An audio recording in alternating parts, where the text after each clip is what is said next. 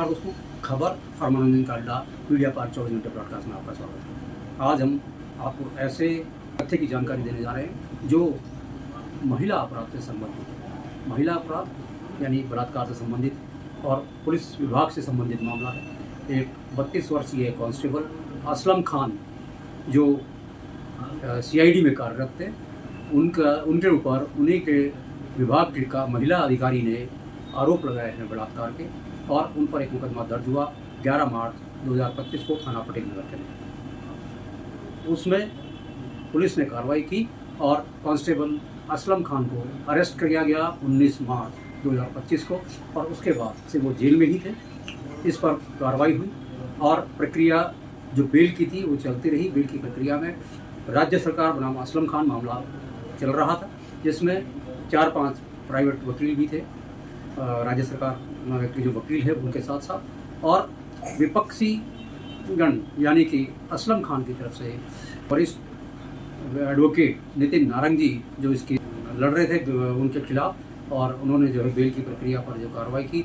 आइए आज हम उनसे मुलाकात करते हैं और जानते हैं कि क्या ये प्रकरण है और किस तरीके से इसमें बेल की कार्रवाई हुई। क्या बेल की कार्रवाई हाई कोर्ट से हुई या देहरादून सेशन जज से या डिस्ट्रिक्ट जज से हुई, इसके बारे में हम जानकारी करते हैं। एडवोकेट नारंगी से हम आपकी मुलाकात करा रहे हैं और जानते हैं इस केस के बारे में विस्तृत जानकारी हम लेते हैं कि क्या मसला था, क्या प्रकरण था और किस तरीके से बेल यहाँ से ग्रांट किया गया। नितिन नारंगी, हमारे कार्यक्रम में आपका स्वागत है। तो नितिन नारंगी, आप ये बताइए कि आप किस तरीके के मुकदमे आप अपने हैंडल करते हैं, किस तरीके से आप जो है अपने क्लाइंट्स को डील करते हैं, कौन कौन से कोर्ट के मामले आप लेते हैं? मान लीजिए सिविल कोर्ट के मामले हैं, रेवेन्यू कोर्ट के मामले हैं, या फौजदारी के मामले हैं, या फिर जो है मैरिज कोर्ट से संबंधित कोई भी मामले, क्योंकि आज की डेट में तो फैशन चल पड़ा है कि 6 महीने के अंदर ही जो है शादी का डाइवोर्स हो जाता है।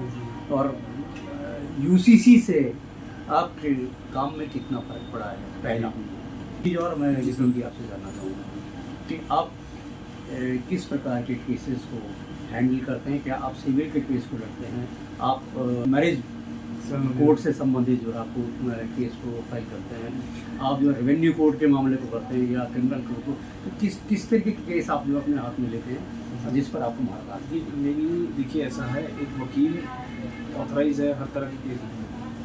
अब चूँकि मैं अपने बारे में बताऊँ तो मैं क्रिमिनल, सिविल, मैट्रिमोनियल से संबंधित, NDPS से संबंधित कितने मुकदमे हैं, इन मुकदमों। और आप ये बताएंगे कि ये जो थाना पटेल नगर में एक मुकदमा दर्ज हुआ था, CID के जो कांस्टेबल थे असलम खान जी और एक महिला कांस्टेबल, उनका नाम हम यहाँ नहीं लेना चाहेंगे, क्या मसला था इस पर आप थोड़ा प्रकाश डालें कि किन किन धाराओं में इन पर मुकदमा दर्ज हुआ, और उसके अलावा क्या क्या इसमें कार्रवाई हुई, और तो इसमें क्या उनका बेल हुआ, तो किस तरीके से इसमें बेल हुआ? देखिए, एक प्रकरण जी महिला संबंधित अपराध से था, जिसमें कि 11 मार्च 2025 को थाना पटेल नगर में एक महिला सब इंस्पेक्टर द्वारा अपने अधीनस्थ जो कर्मचारी हैं असलम, उसके विरुद्ध एक मुकदमा पंजीकृत कराया था, जो कि मुकदमा अपराध संख्या 106/2025 पंजीकृत हुआ।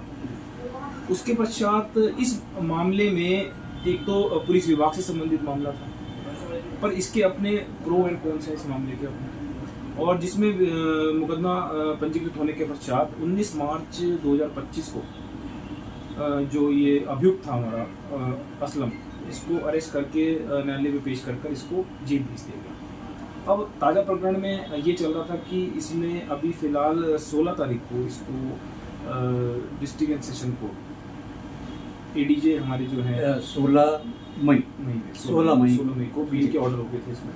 तो ये हुए हैं हमारे सेशन ADJ, हमारे माननीय न्यायालय जो उनका तोमर जी कोर्ट है FTC, उसके संबंध में वहाँ से कोर्ट ने बेल पर आर्गूमेंट सुने। बेल पर आर्गूमेंट के बाद कोर्ट ने इस निर्णय पर पहुंची कि ये बेल का हकदार है।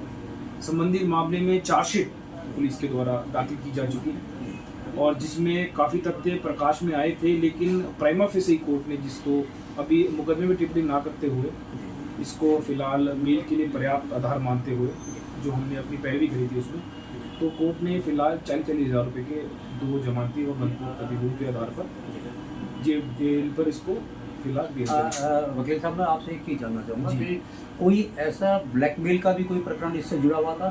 क्या महिला ने इसमें ब्लैकमेल करने की कोशिश की, या पुरुष ने जो है, जो इसमें प्रतिद्वंदी थे, है ना, असलम खान जी, उनकी तरफ से कोई ऐसा वीडियो बनाया गया हो, या कोई ऐसा मतलब उनको ब्लैकमेलिंग करने की कोशिश की हो, कोई ऐसा कुछ प्रकरण दिखा इसमें जुड़ा हुआ? जी, प्रकरण इसमें ये था जो प्रथम दृष्टया प्रथम सूचना रिपोर्ट है, उसमें जो आरोप लगाए गए थे अभियुक्त पर, उसके आधार पर यही था कि इसके द्वारा लगभग 6 लाख रुपए की एक्सटॉर्ट करे गए हैं मनी जी। और वीडियो बनाई गई हैं और रेप से संबंधित, बलात्कार से संबंधित आरोप उसमें लगाए गए थे। परंतु जब चार्जशीट कोर्ट में दाखिल हुई तो कोर्ट ने इन तथ्यों पर भी गौर करा और तथ्यों में स्थिति ऐसी थी कि आपस में इनकी जो आए हैं फिलहाल तथ्य कि इसमें प्रोसिक्यूशन की तरफ से ही कि इनकी आपस में काफ़ी बातचीत होती थी और आप अपने अधिश्य पे जो कर्मचारी है इसको अपने साथ लेकर आप ड्यूटी पर भी रहे हैं, कहीं कहीं बाहर जयपुर और बाहर घूमने के प्रकरण भी सामने आए हैं। लेकिन इसमें अब कुछ भी टिप्पणी करनी निर्णय से पहले तो वो वाइज हो जाएगा। तो माननीय न्यायालय ने नितिन जी ये बताइए कि किस आधार पर इनको भी फिलहाल बेल दी? जी, कोर्ट में मैं आपको बताऊंगा, इसका एक हमारे पे जजमेंट भी है। तो कोर्ट ने फिलहाल जो तर्क सुने हैं हमारे कि जो इन्वेस्टिगेशन पुलिस के द्वारा की गई है, चार्जशीट में जो आरोप लगाए गए थे कुछ साबित हुए हैं, कुछ साबित नहीं हो रहे हैं, उसी पर उनको गंभीरता से देखते हुए कोर्ट का मत ये था कि फिलहाल ये बेल पाने के हकदार हैं और कोर्ट ने इनको बेल पे रिहा किया। अच्छा, तो इसमें जो आगे इसमें मुकदमा चलेगा, जो भी चलेगा, लेकिन आप जो तथ्य जो बताए गए, आधार क्या रहा उसमें? कि जैसे आपने कहा कि कुछ मतलब जब पुलिस वालों ने उसमें जो चार्जशीट दाखिल की उसमें बहस हुई होगी आपकी, तो क्या मुख्य मुद्दा जिसके कारण जो उनको बेल अभी तुरंत यहाँ पे जाए? क्योंकि मामला ऐसा था, जटिल मामला था, महिला अपराध से जुड़ा हुआ था, बलात्कार से संबंधित मसला था और ये हाई कोर्ट तक का मसला था जो आपने अपने जो है काबिलियत के आधार पर यहाँ पर देखिए, सर्वप्रथम ये होता है हर एक मुकदमे के अपने फैक्ट्स होते हैं और भले ही मामला महिला संबंधित हो, लेकिन अभी ताज़ा आंकड़े देखे जाए तो सुप्रीम कोर्ट के द्वारा भी बताया गया है कि nearly about 50% of the cases जो महिला संबंधित ये दे आर फेक केसेस। तो इसमें गंभीर चिंतन का भी विषय है। पहले आप किसी से फ्रेंडशिप में बात होते हैं आपके बाद, उसके बाद ये झगड़ा हो जाए तो उसके बाद आप रेप के झूठे आरोप लगा के किसी को जेल में आप भिजवा दें। जी, तो ऐसे कई सारे प्रकरण हमारे समाज में या रोज़ आप दैनिक समाचार पत्रों में या टेलीविजन चैनलों में देखते हैं, तो इसमें क्या होना चाहिए? कोई कानून ऐसा बनना चाहिए ताकि इस तरह की घटनाओं को रोका जाए? क्या आपका सुझाव सरकार के लिए या हमारी आम जनता के लिए? देखिए, सुझाव तो इसमें ये है कि क्योंकि being a lawyer I think you are the right person to be discuss regarding this matter कि भाई क्या हम ऐसा करें या सरकार कुछ ऐसा क्या करे कि इस तरह की घटनाओं को रोका जाए? बिल्कुल, देखिए सबसे इम्पोर्टेंट पार्ट जो है इसमें इन्वेस्टिगेशन। अगर इन्वेस्टिगेशन इसमें प्रॉपर हो जाए, अब चूँकि मामला महिला संबंधित अपराध है और मुकदमा देखो एक नीता कुमारी का जो सुप्रीम कोर्ट ने बोला, तो मुकदमा पंजीकृत करना इसमें अनिवार्य हो जाता है। अब चूँकि मुकदमा पंजीकृत हो गया तो इन्वेस्टिगेशन तो इसमें प्रॉपर होनी है, लेकिन प्रिलिमिनरी इंक्वायरी करते हुए अगर विवेचक को ये लगता है कि आपसी प्रेम प्रसंग का मामला था और इसे ज़बरदस्ती रेप का आधार बना दिया गया है, तो ऐसे मुकदमों की उसमें पुलिस द्वारा फाइनल रिपोर्ट लगानी चाहिए।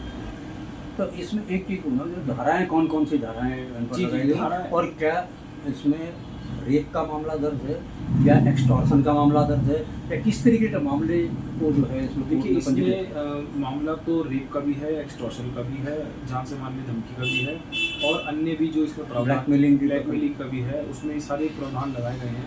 इन सब में मुकदमा पंजीकृत है। अब जिसके आधार पर सेक्शन 64, 77, 78, 115(2), 126(2), 3 और 351(2) इन सब धाराओं में ये मुकदमा पंजीकृत है और विवेचना इसमें अब लगभग कंप्लीट हो चुकी है। सप्लीमेंट्री अगर चार्जशीट आएगी तो दैट्स अ डिफरेंट थिंग, लेकिन इसमें प्रकरण में फिलहाल जो है जो अभियुक्त है उसे न्यायालय ने पाया कि ये बेल का हकदार है, तो उसे बेल ग्रांट की गई है। और अब बाकी तो ट्रायल का मामला, तो ट्रायल में जो तथ्य माननीय न्यायालय के समक्ष आएंगे, जो विटनेस डिपोज करेंगे, क्रॉस एग्जामिनेशन होंगी, काफ़ी प्रक्रिया है अभी और उसके बाद ही इस पे कोई फैसला आएगा। जी। तो कितना वक्त आपको लगता है कि ऐसे मामलों में जो है माननीय न्यायालय के द्वारा लिया जाता है, कितना समय इसमें लगभग लग जाता है देखिए पहली चीज़ तो ये है ताकि जो है विक्टिम को इसमें जो इंसाफ मिले? ये बिल्कुल इसमें मुद्दा इसी चीज़ का है। देखिए पुलिस की कार्यशैली पर अब काफ़ी कुछ निर्भर करता है। जैसे अब त्वरित कार्रवाई करने लगी है पुलिस। अब मैंने देखा इस प्रकरण में भी पुलिस ने with in time investigation complete करा। जो आईओ महोदय थी उन्होंने बहुत विवेचना में अपना पूरा सहयोग करते हुए बताया। वकील साहब, आप इस तरह के कई सारे प्रकरणों को देखते रहे होंगे, जी, जी। लेकिन क्योंकि ये दोनों ही पुलिस के कर्मचारी हैं, जी, जी। तो इसमें क्योंकि पुलिस पर ये आरोप भी लगते रहे हैं कि वो एक पक्षीय काम पक्षीय करती है, और विवेचना जब आती है या जो उसके आईओ जो काम करते हैं वो एक पक्ष में फैसला मतलब जो रिपोर्ट बना करके देते हैं। ऐसे कई प्रकरण अभी हाल ही में जो एक मामला उजागर हुआ, 1 लाख रुपये पुलिस ने जो है उसमें ले लिया, और ये मेरे ख्याल में आईएसबीटी पुलिस चौकी का मामला था। तो ये दोनों क्योंकि पुलिस विभाग से संबंधित है, तो इसमें क्या लगता है कि जो पुलिस ने विवेचना की है ये बिल्कुल सही है? और देखिए विवेचना हर आईओ की विवेक के ऊपर है, और उसकी सुपरविजन उच्च अधिकारियों के द्वारा भी किया जाता है, प्रोसिक्यूशन डिपार्टमेंट है। तो विवेचना is a matter of collection of evidence.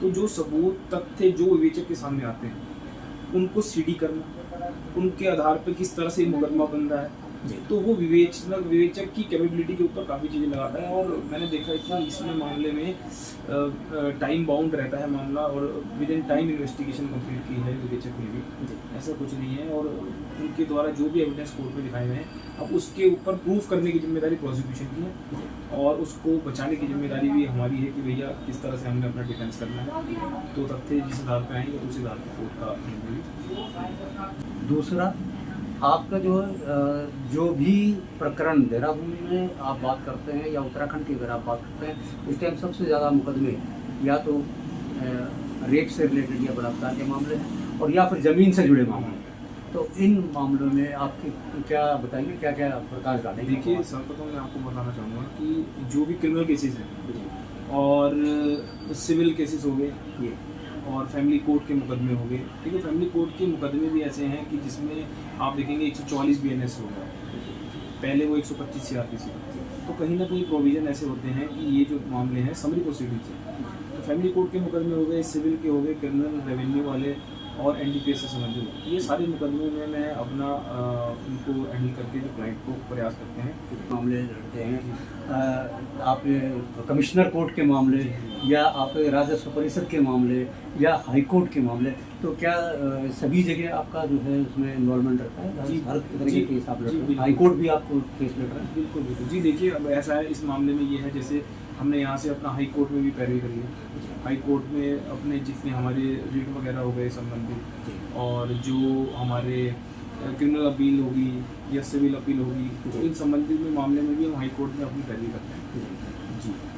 एक चीज़ और मैं जानना चाहूँगा कि आप इतने बढ़िया तरीके से मुकदमे को लड़ रहे हैं और अपने क्लाइंट के लिए जो है आप उनको जो जीत दिलाने की कोशिश करते हैं। कुछ ऐसे मामले जो समाज से रिलेटेड हैं, समाज सेवा से रिलेटेड हैं, कोई PIL आपकी तरफ से कोई हाई कोर्ट पर डाला गया हो या कोई ऐसा मामला भी आपके उसमें आया हो जो जनहित का हो?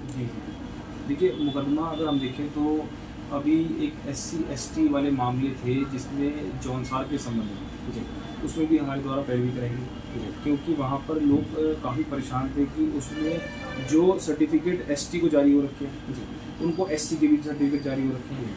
तो इस प्रकरण में दुविधा के संबंध में हाई कोर्ट के द्वारा भी निर्देश जारी किए गए हैं, उसमें हमारे द्वारा पैरवी की गई है।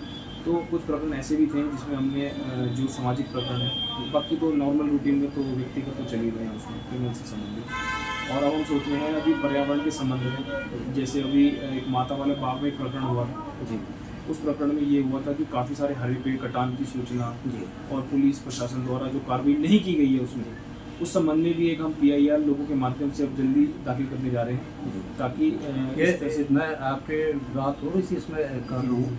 खाली आपने माता वाले बाग की बात की, जो हाईवे डेवलपमेंट के नाम पर, जो विकास के नाम पर जो पेड़ हज़ारों की संख्या में पेड़ काटे जा रहे हैं, और अभी जैसे ऋषिकेश का एक प्रकरण आपने देखा होगा कि ऋषिकेश से देहरादून 7 मोड़ पर कुछ पेड़ काटने की बात हुई है, और रायपुर से लेकर तो थानों तक जो अभी सड़क विस्तार के नाम पर एलिवेटेड रोड की जो बात भी चल रही है, तो उसमें जो है पेड़ काटने की बात हो रही है। तो ये विकास जो है पर्यावरण के साथ खिलवाड़ करके विकास क्या संभव है और इसके जो खामियाजा है आम दिन को कितना भुगतना पड़ेगा। ये PIL आप डाल रहे हैं, बहुत बेहतरीन विषय आपने उठाया है, लेकिन मुझे लगता है कि इन प्रकरणों को भी इस माता वाले बाग के प्रकरण के साथ जोड़ा जाए तो जनहित में ये बहुत बेहतरीन कदम है। जी बिल्कुल, आपने सही कहा। जिस तरह से अब सरकार के द्वारा भी कई जो रोड्स के चौड़ीकरण के संबंध में एलिवेटेड रोड्स बन रहे हैं, उसमें जो पेड़ों को क्षति पहुंचेगी, तो वो काफ़ी गंभीर विषय है। इसमें एक समन्वय बनाना चाहिए कि जो अगर ग्रीनरी हमारे उत्तराखंड की जो शान है, अगर वही अफेक्ट हो जाएगी तो ऐसे विकास का क्या लाभ, जो आम जनमानस की ज़िंदगी को ही खतरे में डाल दे। इस तरह के विकास से तो मुझे लगता है इतना प्रभाव पॉजिटिव नहीं पड़ेगा जितना नेगेटिव पड़ेगा। जी, ये बिल्कुल सही बात कही नितिन जी आपने। तो ये पर्यावरण भी एक ऐसा मुद्दा है कि जिसमें हाईकोर्ट के द्वारा संज्ञान में लाया जाए, चीज़ें हमें लाना चाहिए, ताकि जिससे चीज़ें, देखो विकास तो होना चाहिए लेकिन at the risk of the life of the people नहीं होना चाहिए। सरकार बनामा असलम खान का जो मुकदमा आपने यहाँ से बेल दिलवाया तो बहुत काबिल तारीफ है, और इस मसले पर बाकी तो जो भी देख करके उसमें न्यायालय निर्णय लेगी अपने, लेकिन जो फिलहाल उसमें बहुत बहुत धन्यवाद नितिन जी, आपने जानकारी दी पूरे केस के बारे में, और हमारे जो अधिकारियों को किस तरीके से काम करना है, क्या करना है, उस पर भी थोड़ा सा आपने प्रकाश डाला। और ये ऐसे मामले संगीन मामले हैं, इन संगीन मामलों पर न्याय मिलना चाहिए, चाहे वो पक्ष में हो चाहे विपक्ष में हो, चाहे वो क्राइम करने वाला हो चाहे ना करने वाला हो, दोनों के ऊपर जो कार्रवाई, बिल्कुल इंसाफ जो है माननीय न्यायालय पर सभी का भरोसा है, और आप जैसे लॉयर यहाँ पर बैठे हैं उन पर भरोसा है कि आप जो है अपने क्लाइंट के प्रति बिल्कुल ईमानदारी के साथ काम कर रहे हैं।